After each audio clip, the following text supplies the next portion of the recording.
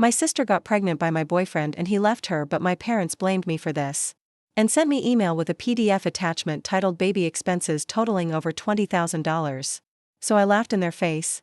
My name is Stella and I've always been the responsible one growing up in a modest suburban home with my younger sister Mia. I learned early on that life wasn't going to hand me anything on a silver platter while Mia got the new clothes and the latest phone models. I wore hand-me-downs and worked part-time jobs through high school to buy my own things. I remember when we were teenagers Mia crashed our dad's car while joyriding with friends. Instead of punishing her, my parents bought her driving lessons and eventually a used car of her own. When I asked why I never got a car despite maintaining perfect grades and working 2 jobs, Dad just shrugged. Mia needs more encouragement to stay on the right path, you're already doing fine. Another time Mia ruined my prom dress the night before by borrowing it without asking and spilling red wine all over it. My parents told me to be understanding and loaned me money for a last-minute replacement, money they later forgave Mia for but made me pay back in full. Despite everything I pushed forward, I put myself through college while Mia dropped out after a semester claiming it wasn't her thing. I landed a decent job at a marketing firm, rented a nice apartment and eventually met Derek. Derek and I had been together for 2 years. When Mia called me crying about losing her job again, I don't know what to do, still she sobbed through the phone. They fired me for being late, but it wasn't even my fault, the bus was delayed and my boss is a total jerk. I sighed knowing the real story probably involved me as chronic irresponsibility, but she was still my sister. What do you need? I asked. Can I stay with you for a bit just until I find another job? My landlord's kicking me out at the end of the week. I glanced around the apartment I shared with Dar. It wasn't huge, but we had a pull-out couch in the living room. Let me talk to Derek, I said. Derek wasn't thrilled about the idea. He'd met Mia several times and found her self-centered and dramatic. It's just for a few weeks, I promised. She needs help getting back on her feet. So 2 months ago Mia moved in with her 2 suitcases and endless drama. She sprawled her belongings all over our living room, used up my expensive shampoo and made little effort to find a new job. I'm researching opportunities, she'd say, scrolling through social media on her phone. Derek tried to hide his annoyance, but I could see it in the tight lines around his mouth. When he came home to find Mia watching TV in her pajamas at 4:00 p.m. Last Tuesday started like any other day. I had an important client meeting at 2 p.m. but around noon I felt a migraine coming on, blurred vision, nausea. The works after taking medication that didn't help. I told my boss I needed to reschedule, go home and rest. She said we'll move the Roberts meeting to Thursday. I drove home looking forward to a dark room and silence. When I unlocked the door to my apartment I heard strange noises coming from the bedroom. Thinking Mia might be sick or in trouble, I rushed down the hallway. The bedroom door was partially open. I pushed it wider and froze. There in my bed were my sister and my boyfriend naked together. Time seemed to stop. Derek saw me first, his eyes widening in shock. He shoved Mia away and grabbed for the sheet. Stella, this isn't. I mean, Mia turned, and to my complete disbelief she didn't even look ashamed. She just sat there covering herself casually. As if I'd walked in on her watching TV. What the hell is this? My voice came out surprisingly steady. Derek jumped up, wrapping the sheet around his waist. Baby, I'm so sorry, it just happened. Just happened, I repeated. You just happened to fall into bed with my sister. Mia rolled her eyes. Oh, come on, Stella, don't be so dramatic. The casual dismissal in her voice made something snap inside me. 2 years with Derek, 2 months helping Mia, and this was how they repaid me. Get out, I said, both of you now.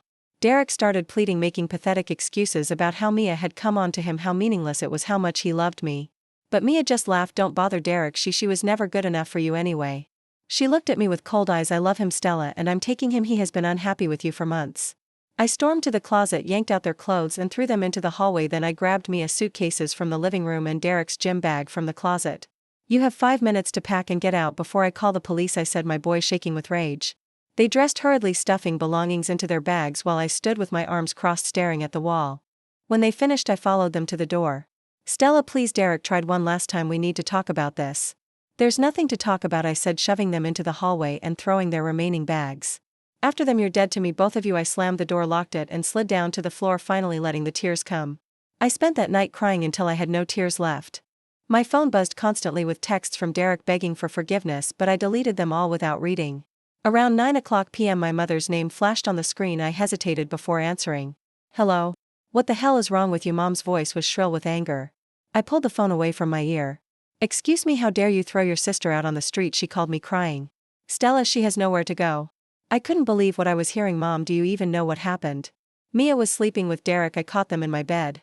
She said, so what, these things happen, you had no right to kick her out of the apartment, she's your sister. For God's sake, she's in love with him, Stella, you should be happy for her.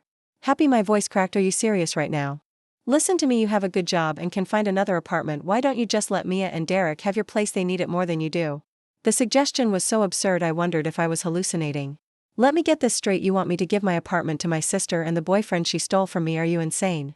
Don't talk to me like that, you've always been selfish, Stella, you've always been jealous of your sister, just grow up and do the right thing. I laughed bitterly. The right thing, like what MIA did or what you're doing now? You're impossible, Mom snapped. I raised you better than this. No you didn't, you raised Mia to think she can take whatever she wants, and you raised me to let her. I'm done with all of you. Stella, I hung up before she could say more and immediately blocked her number. Then I blocked Mia and Derek too. I'd spent my entire life being the responsible one, the understanding one, the one who sacrificed. Not anymore. Over the next few days I learned from my cousin Emily that Mia and Derek had moved in with my parents. Apparently they were the new golden couple, with my mother singing over them at family dinners.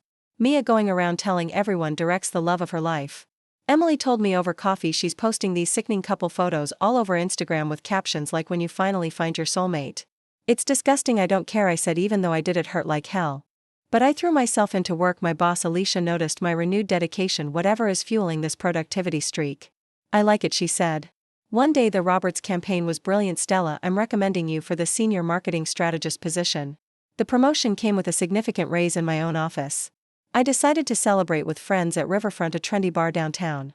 My college friend Zach insisted on buying rounds for everyone. To Stella, marketing genius and all-around badass, he toasted, raising his glass.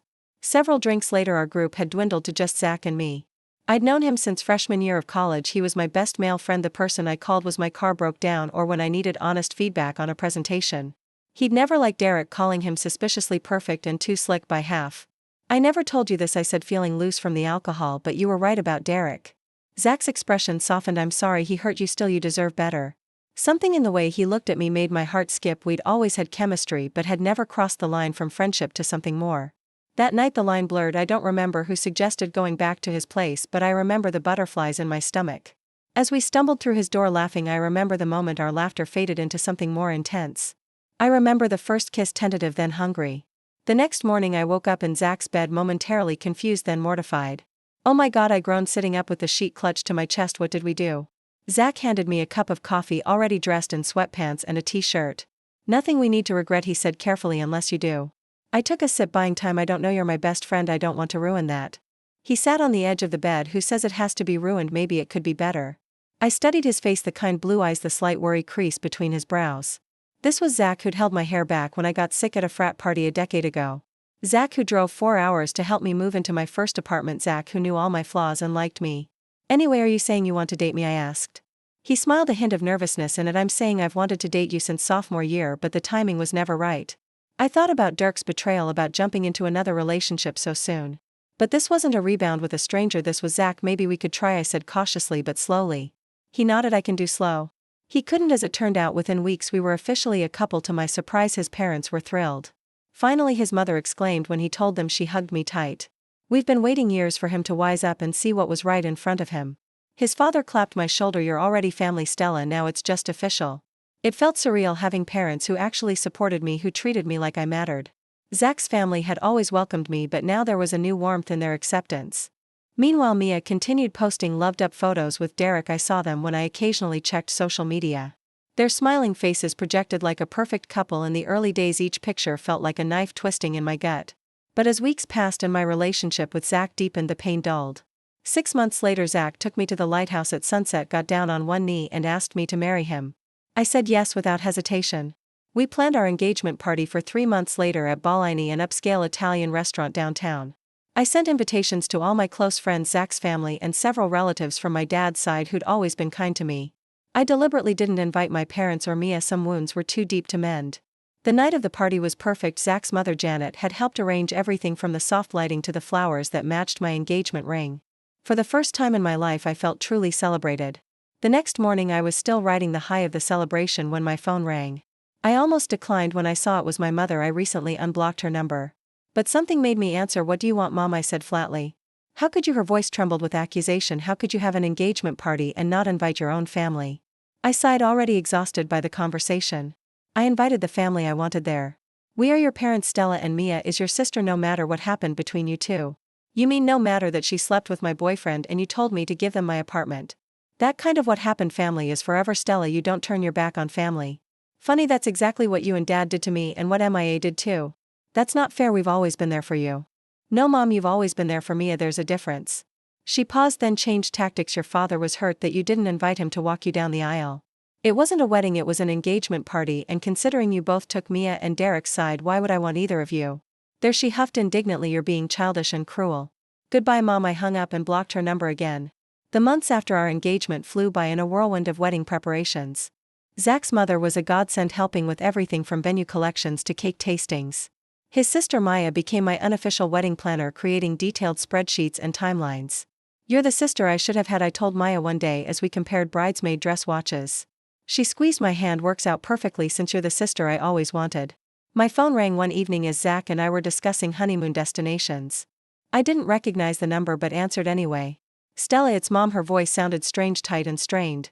You need to come to the house right away, it's a matter of life and death.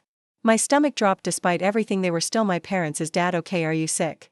Just come please, as soon as possible.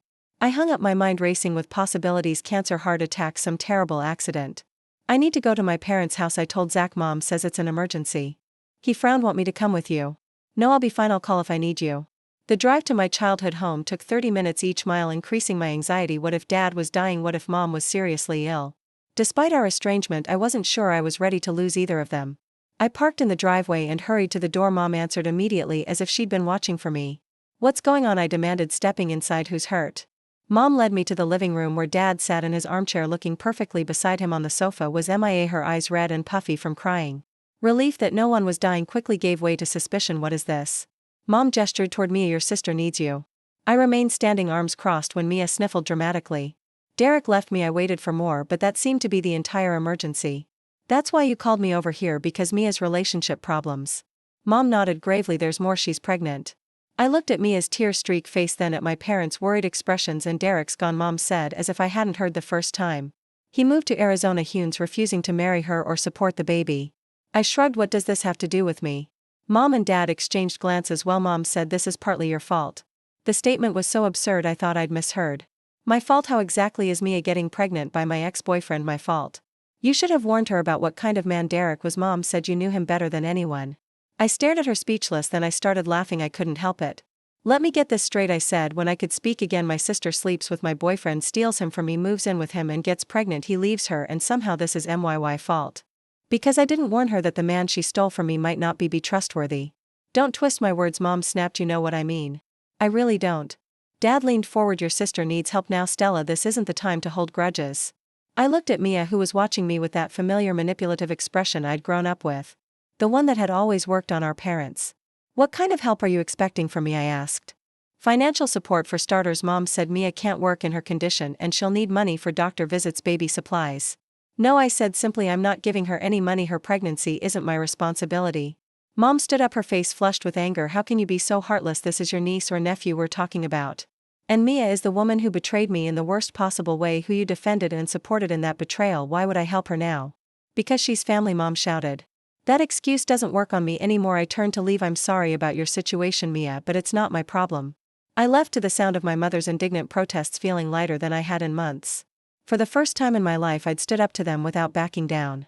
For the next week, I threw myself into wedding preparations. Janet and Maya helped me finalize the floral arrangements and menu selections, while Zach handled the music and photographer.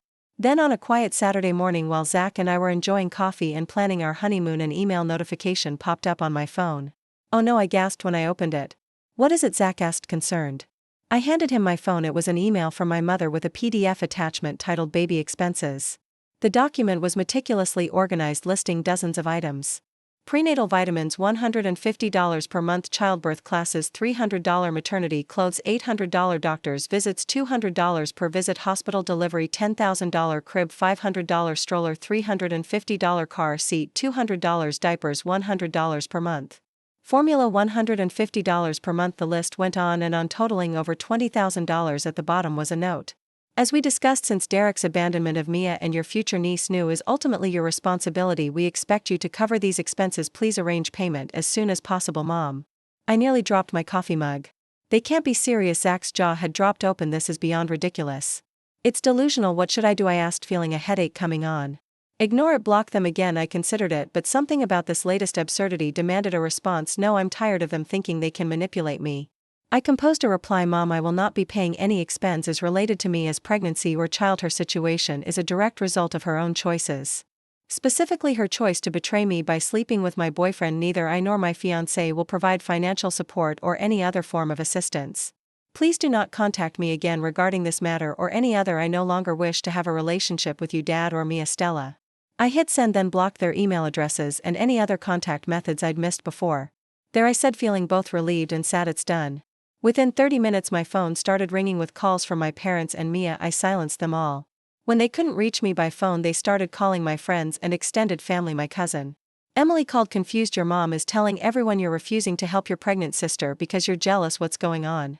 Similar calls came from other relatives and even old high school friends. My parents were apparently on a smear campaign, painting as cruel and heartless. I'm so tired of this, I told Zach after the 5th call. They're twisting everything, then set the record straight. He suggested you have the receipts. Literally after thinking it over, I decided he was right.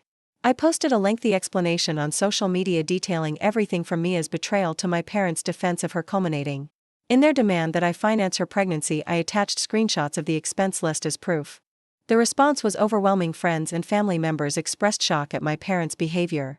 Even relatives who had initially believed their version reached out to apologize. I had no idea. My Aunt Susan wrote, your mother made it sound like you abandoned Mia in her time of need. I should have known better. For about 2 weeks things were quiet. The wedding was approaching and I was immersed in final preparations. Then on a Saturday afternoon there was a loud knocking at our door. I peeked through the peephole and groaned, it's my parents. Zach came to stand beside me. Want me to get rid of them? No, I'll handle it. Maybe we can finally end this. I opened the door to find my mother, father and a visibly pregnant Mia standing in the hallway. Mom started shouting before I could speak, how dare you humiliate us online, taking family matters public like that. We raised you better. I let her rant without interruption, watching as her face grew redder and her gestures more animated. Dad occasionally nodded in agreement while Mia stood with one hand on her swollen belly, playing the victim perfectly. When Mom finally paused for breath, I spoke calmly. Are you finished? We just getting started. Dad said, we are not leaving until you agree to help your sister. I laughed softly. That's not going to happen. You selfish, ungrateful. Mom started again. Stop. Zach stepped forward, his voice firm but controlled. You said enough and I won't let you bully her anymore. Bully her? Dad scoffed. We her parents. Parents have consistently favored one child and expected the other to sacrifice everything, Zach said. Parents who defended their daughter's betrayal and now want to make Stella financially responsible for it. That's not parenting, that's abuse. Mom gasped dramatically. How dare you? It's time for you to leave, Zach continued. If you don't, I'll call security. You wouldn't dare, Dad challenged. Zach pulled out his phone. Try me. They left, but not before Mom delivered a parting threat. This isn't over, Stella. You will regret turning your back on family. After they left, several relatives called to report that my parents were still badmouthing me. Some had even seen my mother and Mia outside their church with a handwritten poster claiming Stella Jenkins abandoned her pregnant sister. Unbelievable, I told Zach, but I'm done caring. Our wedding day arrived 3 months later. Despite my parents' drama, it was everything I dreamed of. We held the ceremony and reception at a beautiful lakeside venue surrounded by people who genuinely cared about us. Zach had hired security just in case his foresight proved necessary. When my parents and a very pregnant Mia tried to crash the reception poster in hand, the security guards calmly but firmly turned them away. Your family's here, Maya told me, gesturing to the gathered guests. The real one. She was right, looking around at the smiling faces of friends who'd become family. And in-laws who treated me with more love than my own parents ever had. I felt complete. Zach and I left the next day for our honeymoon in Hawaii, 2 blissful weeks of sunshine and new beginnings. Months later I heard through Emily that Mia had given birth to a boy. My parents were helping raise him, complaining constantly about their financial struggles. And their heartless daughter who wouldn't help, but their words no longer hurt me. I had built a life with a man who respected and loved me, surrounded by people who supported us. I had broken free from the toxic patterns of my childhood and found happiness on my own terms. Thank you for watching. Please like and subscribe to my channel for more story like this.